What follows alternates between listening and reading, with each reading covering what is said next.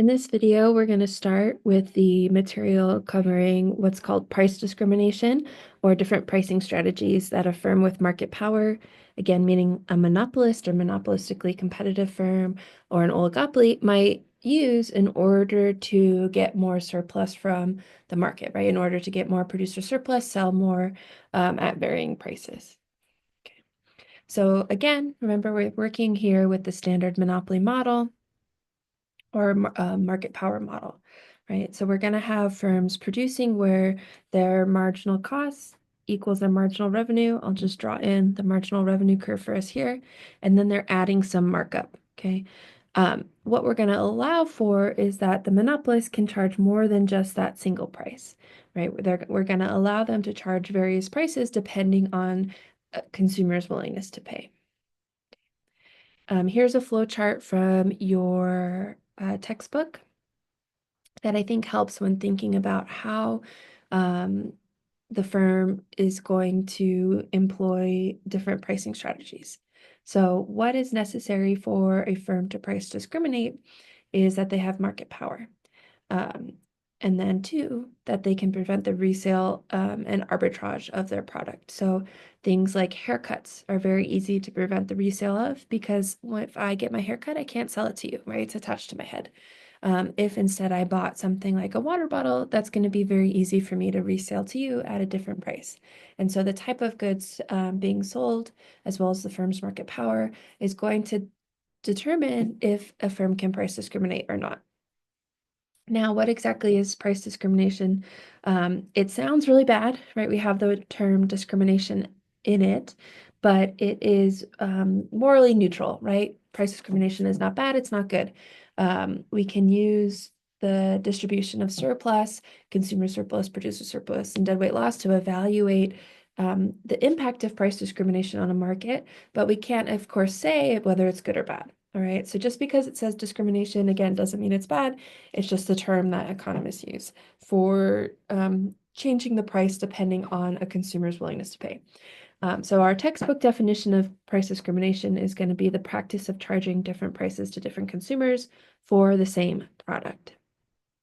Now, if we look at the flow chart included in this slide, we can see these requirements and understanding of price discrimination sort of fall out. So first, does the firm have market power?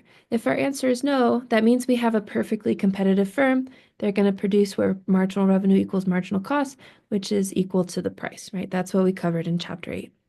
If the firm does have market power, we move down, and now we get our second requirement that they can prevent reseller arbitrage. If they can't, right, if they're selling a good like a water bottle, then we're going to see the standard monopoly outcome that we covered in Chapter 9. Okay. If the firm can prevent resale and arbitrage, right, so like we see with haircuts, right, you can't resell that haircut, you can't arbitrage as a result of that resale being prevented, we move down and we answer our next question, do firms, customers have different demand curves? If our answer is no, then we're going to look at some of the advanced pricing strategies that we'll cover in this slide deck. If they can, then they have open to them several different forms of price discrimination that we're going to cover. Okay, if they can identify consumers' demand before the customer purchases the product, they're going to engage in what we call direct price discrimination, which entails perfect price discrimination or segmenting. Those are our two kinds we'll cover. If they can't, if the customer first needs to purchase, then we're going to see indirect price discrimination, which also includes those advanced pricing strategies that the firm might use if the customers don't even have different demand curves, okay? So all of these different types of price discrimination count as indirect, and we'll go through all of these in turn. So again, as you saw in the flow chart, there are three different types of price discrimination. Perfect price discrimination, which is a form of direct price discrimination. This one is the least common, but we do see it in the real world, and it's where firms can identify an individual customer's willingness to pay before they buy. What we call second-degree price discrimination is that indirect price discrimination. That's where a firm can identify an individual customer's willingness to pay only after they buy a product, and that's why it's indirect. right? They can only see that customer's willingness to pay after the customer has purchased the good. And then our third degree is called segmenting. It's a direct form of price discrimination because the firm, while it can't identify individual consumers' willingness to pay, it can identify that of groups of consumers. So like women versus men, students versus non-students. You could also have elderly versus not elderly.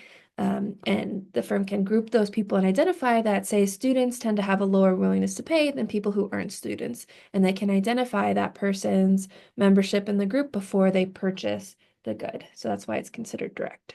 Okay, so to begin with, we're going to start with perfect price discrimination, and we'll pick that up in the next video.